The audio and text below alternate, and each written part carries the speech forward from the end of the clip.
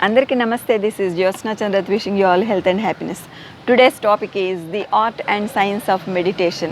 Meditation గురించి మనం ఇదివరకు 2 వీడియోస్ చేసాము కదా. మెడిటేషన్ ఎట్లా చేయాలి, దానివల్ల బెనిఫిట్స్ ఎట్లా ఉంటాయి, పవర్ ఆఫ్ మెడిటేషన్ ఏంటి, ఇట్లాగ 2 వీడియోస్ చేసాము. మళ్ళీ కొత్తగా మెడిటేషన్ ఏంటి అనుకుంటున్నారా? But this is quite new, the art and science of meditation. మెడిటేషన్ని మనం ఆర్ట్ లాగా ఎట్లా చూడాలి, ఒక కళ లాగా ఎట్లా చూడాలి, కళాత్మకంగా ఎట్లా చేయాలి మెడిటేషన్ అనేది, సైంటిఫిక్గా ప్రూవెన్ రూల్స్ ఏమున్నాయి, ప్రూవెన్ థింగ్స్ ఏమున్నాయి, మెడిటేషన్ వలన కలిగే లాభాల గురించి, ఈ 2 అంశాల గురించి మనం ఇప్పుడు చూస్తాము. కాబట్టి meditation is a very important and interesting topic. Now meditation అనుకోగానే మనకి మాయ లేదు, మర్మం లేదు, దావీదు మహిమ అంతకంటే లేదు, కానీ అద్భుతాలు జరుగుతాయి జీవితంలో. జీవితం మొత్తం కూడా ఒక అద్భుతంగా, ఒక మిరాకిల్ లాగా మారిపోయి మనము ఎంతో ఉన్నత స్థితికి, ఎంతో ఆనందమయమైన స్థితికి చేరడానికి మెడిటేషన్ చాలా ఉపయోగపడుతుంది. ధ్యానానికి ఉండే పవర్ అది. That is the power of meditation. మన జీవితం ఉన్నత స్థానంలో ఉండాలన్నా, మనం అత్యున్నతమైన ఆనంద స్థితిని పొందాలన్నా కూడా మెడిటేషన్ చాలా ఉపయోగపడుతుంది. మరి మెడిటేషన్ అనగానే మనకి ఏం గుర్తొస్తుంది? శ్వాస మీద ధ్యాస అనే సెంటెన్స్ గుర్తొస్తుంది. మన దగ్గర ఎన్నో ఆర్గనైజేషన్స్ ఉన్నాయి మెడిటేషన్ చెప్పేవి, ఎన్నో స్కూల్స్ ఆఫ్ మెడిటేషన్ ఉన్నాయి. ప్రతి ఒక్కరూ చెప్పే అంశము శ్వాస మీద ధ్యాస. శ్వాస చాలా ఇంపార్టెంట్. ఎందుకని శ్వాస ఇంపార్టెంట్ అనుకుంటే, మనం శ్వాస తీసుకున్నప్పుడు, గాలి లోపలికి పీల్చుకున్నప్పుడు ఆక్సిజన్ లెవెల్స్ ఎక్కువగా తీసుకుంటూ ఉంటాం. ఈ ఆక్సిజన్ ద్వారా మనకి ఎనర్జీ లెవెల్స్ ఎక్కువగా ఉంటాయి, మనము చాలా యాక్టివ్గా ఉండగలము. కాబట్టి మనము ఈ ఆక్సిజన్ తీసుకోవడము, కార్బన్ డైఆక్సైడ్ వదిలేయడము, breathe in oxygen, breathe out carbon dioxide, that helps us to be more energetic and more active throughout our life, in all activities, in every situation.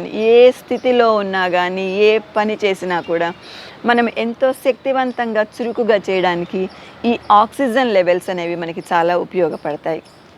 మన బ్రెయిన్కి ఉపయోగపడతాయి, మన బాడీకి ఉపయోగపడతాయి. 2 లాభాలు ఉన్నాయి. మెడిటేషన్ తోటి బాడీ, మైండ్ 2 కూడా ఒక హీలింగ్ స్టేట్కి వస్తుంది, ఎనర్జెటిక్ స్టేట్కి వస్తుంది.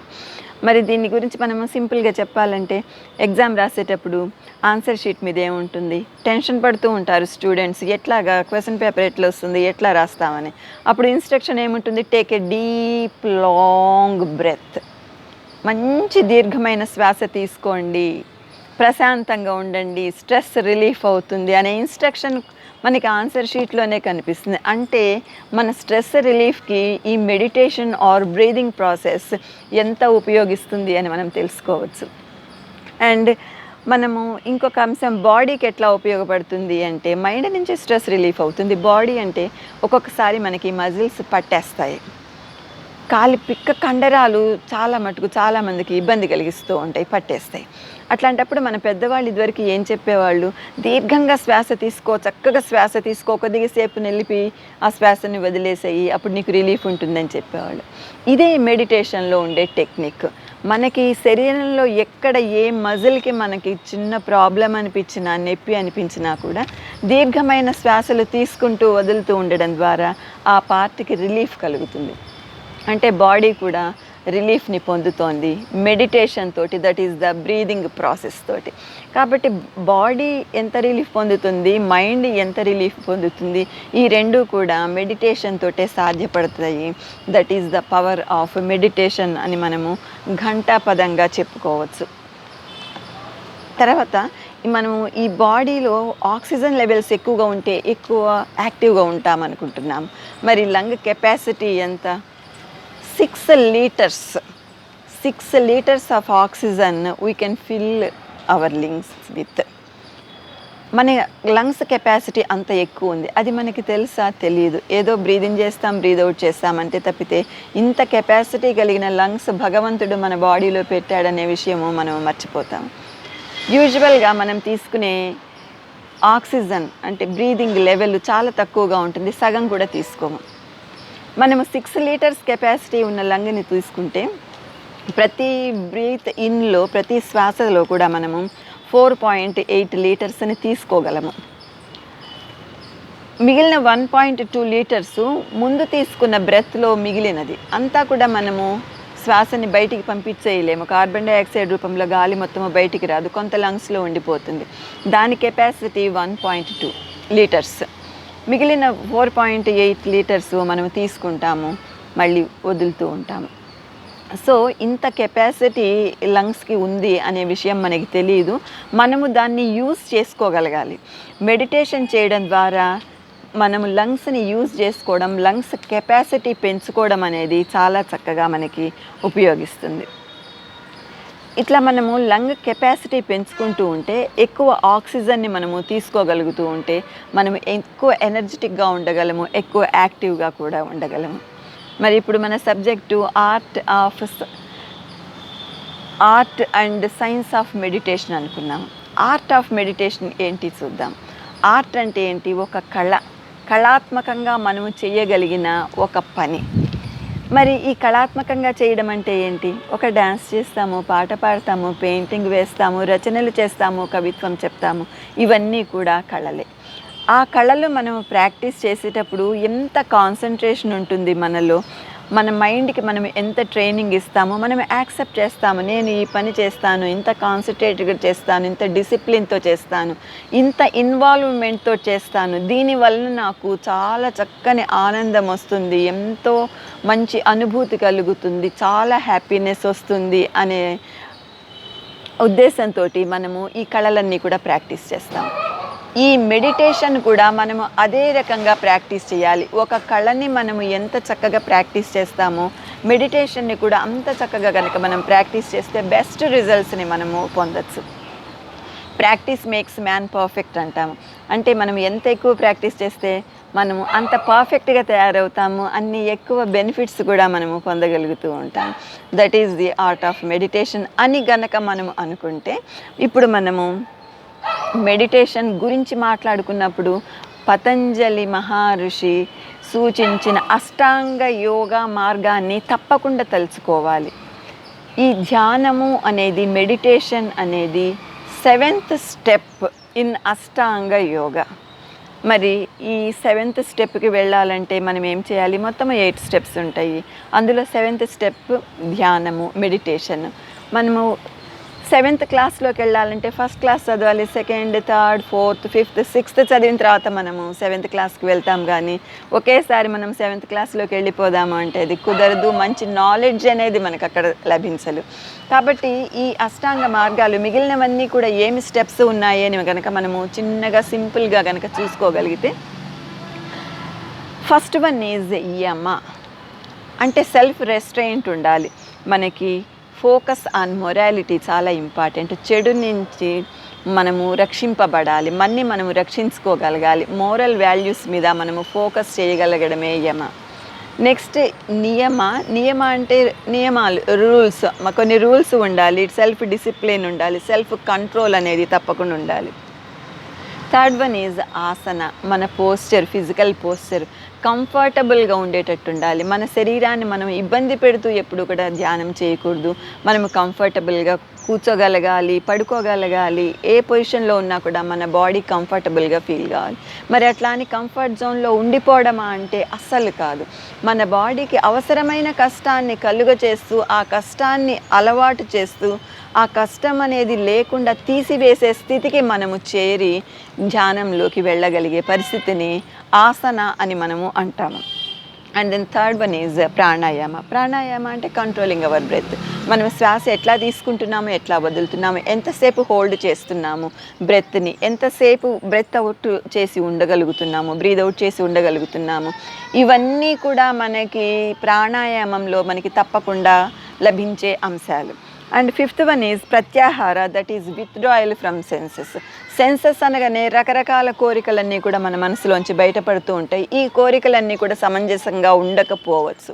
ఇట్లాంటి కోరికల నుంచి, ఇట్లాంటి సెన్సెస్ నుంచి మనం బయటపడడానికి ఈ ప్రత్యాహార మార్గం మనకి ఉపయోగిస్తుంది, withdrawal from the senses. Next ధారణ అనేది, ధారణ అంటే కాన్సన్ట్రేషన్. మనం ఏ పని చేసినా కూడా మంచి ఏకాగ్రతతోటి, మంచి కాన్సన్ట్రేషన్ తోటి చేయగలగాలి. అప్పుడే మనకి ఈ మెడిటేషన్ మార్గంలోకి మనము వెళ్ళగలము. ఆ తర్వాత వచ్చేది 7th స్టెప్పే ధ్యానము, మెడిటేషనము. ఇప్పుడు చర్చించబోయే అంశము. ఈ మెడిటేషన్ అనేది concentrating on the breath and ఆలోచన రహిత స్థితికి మనము వెళ్ళగలగడము, అదే మనని ఆనందమయమైన స్థితికి చేరస్తుంది అని మనము తెలుసుకోగలడము. And the last one 8th one is of course సమాధి. అది అత్యున్నతమైన స్థానము, ఋషులు మహాపురుషులు మాత్రమే చేరుకోగలిగిన స్థితి. మనము ఇప్పుడు కన్సిడర్ చేసేది మాత్రం 7th స్టెప్ మెడిటేషన్ గురించి మనం ఎక్కువగా తెలుసుకుంటూ ఉంటాము. మంచి ఫలితాలు మెడిటేషన్ ద్వారా మనము పొందాలంటే ముందు సూచించిన 6 స్టెప్స్ కూడా మనం ఫాలో కావాలి. అప్పుడే మనకి మంచి రిజల్ట్స్ అనేవి ఉంటాయి. అట్లా కాకుండా ఒక్కసారే మేము 7thలోకి వెళ్ళిపోతాము, 8thలోకి వెళ్ళిపోతామంటే మంచి ఫలితాలు రావు, కొన్ని ఇబ్బందులు కూడా కలగచ్చు. మనం ఇష్టం వచ్చినట్టు మాట్లాడి, ఇష్టం వచ్చినట్లు తిని, నీతి నియమాలు లేకుండా, డిసిప్లిన్ లేకుండా, కాన్సన్ట్రేషన్ లేకుండా ఉన్నప్పుడు మనకి ధ్యాన స్థితి అస్సలు రాదు. కూర్చున్నా కూడా అది టైం వేస్ట్ అనిపిస్తుంది. రకరకాల ఆలోచనలన్నీ కూడా రావడానికి అవకాశం ఉంటుంది. మరి మనము ఇట్లాంటి ధ్యాన స్థితిని మనము కలిగించుకోవాలంటే ఎంతో ప్రాక్టీస్ కావాలి. మెడిటేషన్ ద్వారా మనము ఎన్నో లాభాలు పొందాలనుకున్నప్పుడు కరెక్ట్గా మనము అన్ని నియమాల్ని పాటించాలి. ముందు సూచించిన అన్ని అంశాలని కూడా మనము క్లియర్గా చేయగలిగి ఉండాలి. And then we go to meditation as science. Meditation ఒక సైన్స్ లాగా ఎట్లా తీసుకుంటామో అదే మన మెయిన్ టాపిక్ ఇప్పుడు. సో మన మెడిటేషన్ తీసుకున్నప్పుడు, చేసేటప్పుడు బ్రీదింగ్ చేస్తాము, మోర్ ఆక్సిజన్ మన లంగ్స్ నిండా నింపుతాము. అట్లా నింపినప్పుడు ఏమవుతుంది, బ్రెయిన్ యాక్టివ్గా అవుతుంది. బ్రెయిన్ గురించి మనం ఇక్కడ మెయిన్గా మాట్లాడుకుంటాము. బ్రెయిన్లో చాలా న్యూరాన్స్ ఉంటాయి. ఈ న్యూరాన్స్ అన్నీ కూడా యాక్టివ్ అవుతాయి. ఈ న్యూరాన్స్ని యాక్టివేట్ చేయడం ద్వారా మన థాట్స్, ఫీలింగ్స్, యాక్షన్స్, ఆలోచనలు, భావాలు, భావోద్వేగాలు, మనం చేసే పనులు అన్నిటి కూడా ఒక క్రమ పద్ధతిలో వస్తాయి, డిసిప్లిన్డ్గా వస్తాయి. మంచి పద్ధతిలో మనము వెళ్ళడానికి అవకాశం ఉంటుంది. ఇట్లాంటి ఈ న్యూరాన్స్ని యాక్టివ్ చేసుకోవడానికి, మన సెన్స్ని కంట్రోల్లో పెట్టుకోవడానికి, మంచి మార్గంలో వెళ్ళడానికి ఈ మెడిటేషన్ అనేది చాలా చక్కగా ఉపయోగిస్తుంది. మనము మన చేతి కండరాల శక్తిని పెంచుకోవడానికి, బలంగా తయారవడానికి డంబెల్స్ తోటి ఎక్సర్సైజ్ చేస్తాము. డంబెల్స్ తోటి ఎక్సర్సైజ్ చేసినప్పుడు ఏమవుతుంది, చేతి కండరాలు బలంగా తయారవుతాయి. అట్లాగే మన బాడీకి ఎట్లా బలం వస్తుందో, మన మైండ్కి, మన బ్రెయిన్కి బలం రావాలంటే మెడిటేషన్ అనేది తప్పకుండా చెయ్యాలి.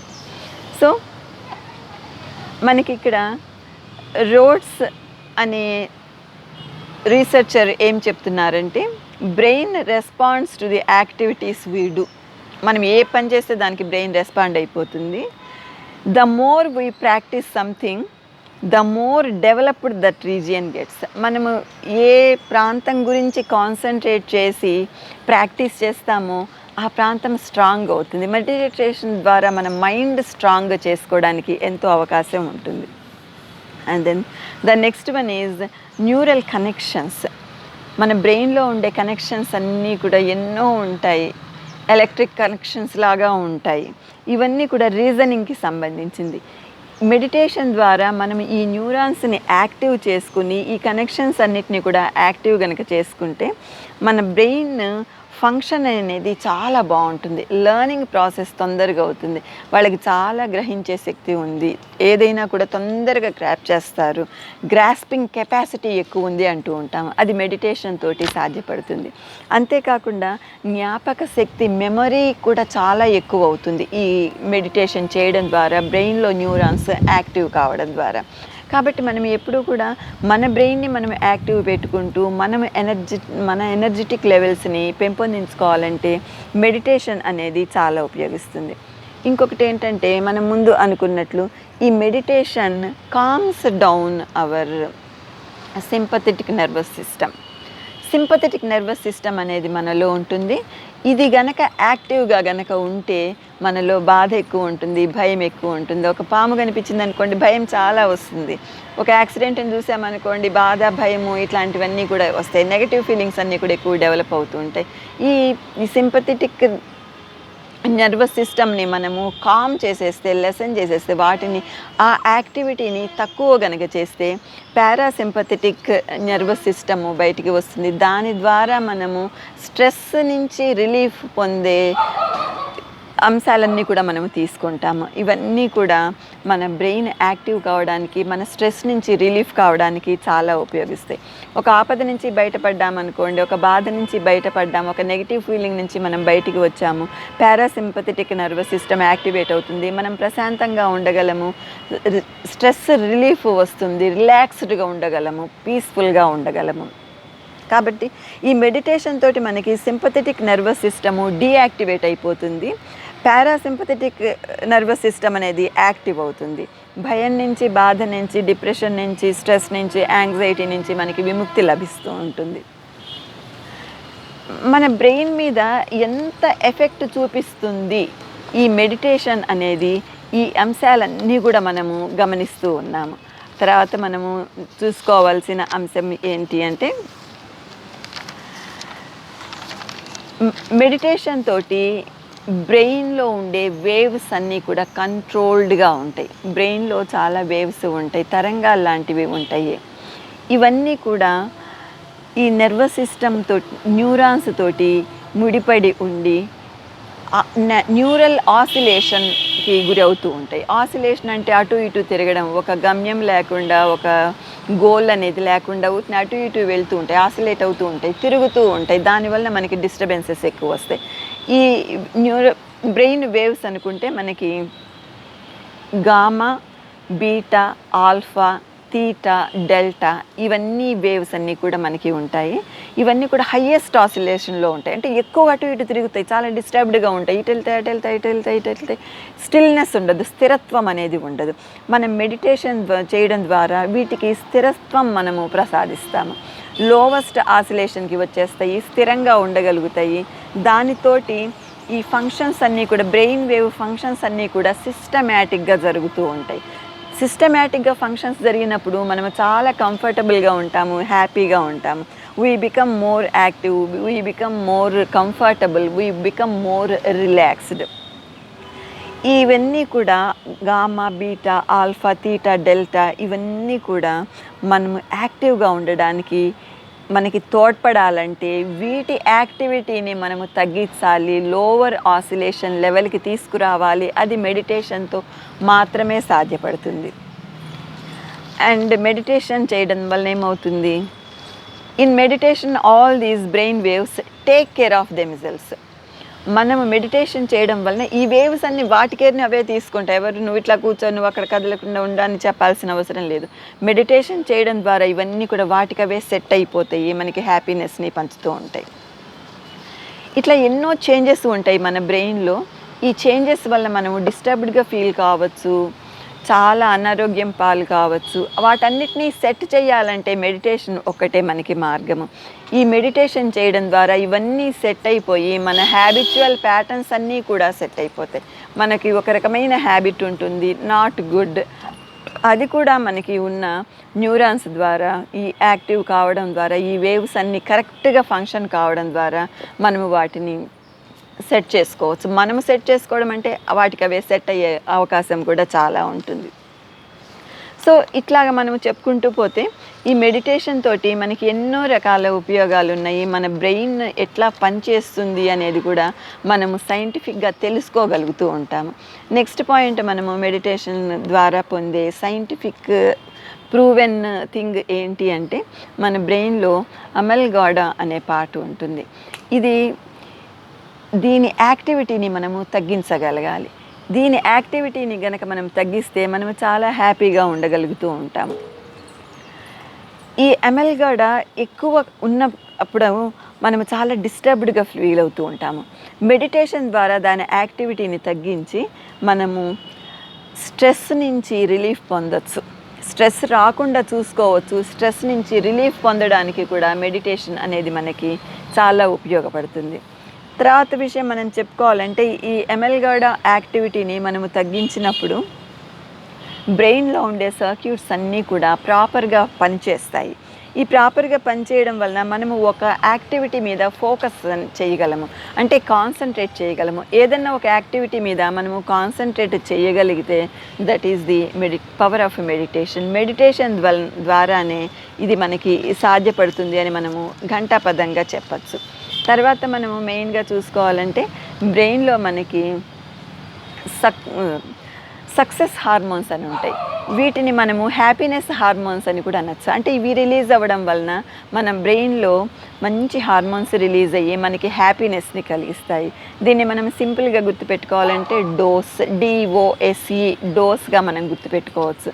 D for dopamine, O for oxytocin, S for serotonin, E for endorphins. ఇవి రిలీజ్ కావడం వలన మన హ్యాపీనెస్ ఎక్కువ అవుతుంది.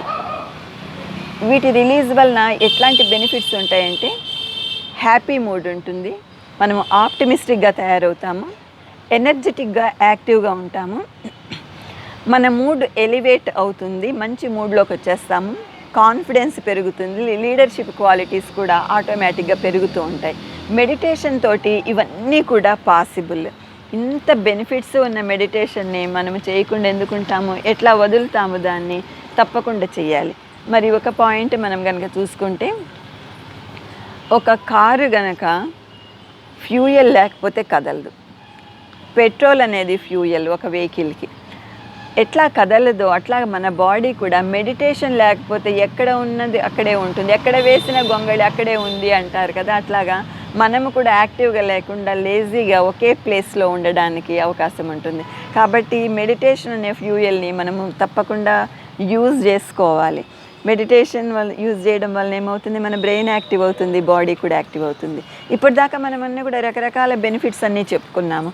బెనిఫిట్స్ చాలా ఉన్నాయి, మెరిట్స్ చాలా ఉన్నాయి. మళ్ళీ ఒక్కసారి కనుక మనము ఈ బెనిఫిట్స్ని మెరిట్స్ని కనుక చూసుకుంటే కాన్ఫిడెంట్గా ఉంటాము, హ్యాపీ మూడ్ తోటి ఉంటాము, పాజిటివ్ యాటిట్యూడ్ తోటి ఉంటాము, ఎనర్జెటిక్గా ఉంటాము, మన బిహేవియర్లో మార్పులు వస్తాయి, మన ఇమోషన్స్లో మార్పులు వస్తాయి, ఇతరుల పరిస్థితికి వెళ్ళి మనం ఆలోచించగలుగుతాము, ఫ్యామిలీ రిలేషన్స్ బాగుంటాయి, సోషల్ రిలేషన్స్ బాగుంటాయి, లీడర్షిప్ క్వాలిటీస్ వస్తాయి, పేషెన్స్ అనేది చాలా వస్తుంది.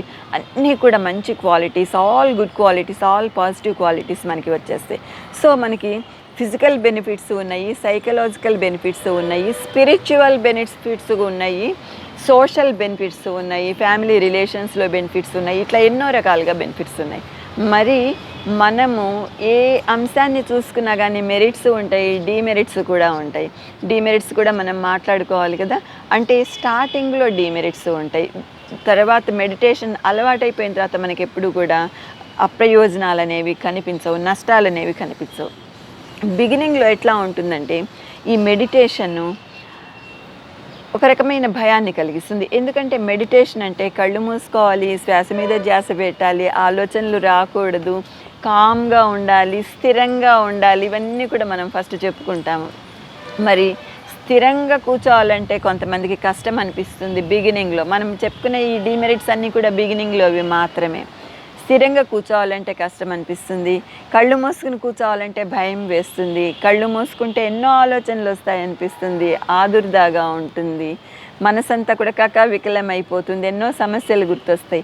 ఆలోచనారహితంగా ఉండాలని చెప్తుంటే ఆలోచనలు ఎక్కువ వస్తున్నాయనే ప్రాబ్లం వస్తుంది. కొందరికి కళ్ళు తిరిగినట్లుగా ఉంటుంది, కొందరికి తూలి పడిపోయినట్లుగా అనిపిస్తుంది. ఇట్లా రకరకాలుగా ఎక్స్పీరియన్సెస్, నెగటివ్ ఎక్స్పీరియన్సెస్ జరుగుతూ ఉంటాయి. ఎందుకంటే మనకి ఏది అలవాటు లేకుండా మెడిటేషన్ చేయాలనుకోవడం వలన. మనం ముందు అనుకున్నట్లుగా అష్టాంగ యోగాలో ఉండే మార్గాలన్నీ కూడా మనం ఒక్కొక్కటి చిన్న చిన్నగా ఫాలో అవుతుంటే ఈ మెడిటేషన్ ధ్యానం అనే స్టేట్కి వచ్చినప్పుడు మనకి ఏ ఇబ్బంది కూడా కలగదు. బిగినింగ్లో మాత్రమే కొన్ని డీమెరిట్స్ ఉంటాయి, తర్వాత అసలు డీమెరిట్స్ అనేవి ఉండడం క్వశ్చన్ లేదు, అన్నీ కూడా చక్కని బెనిఫిట్స్ ఉంటాయి.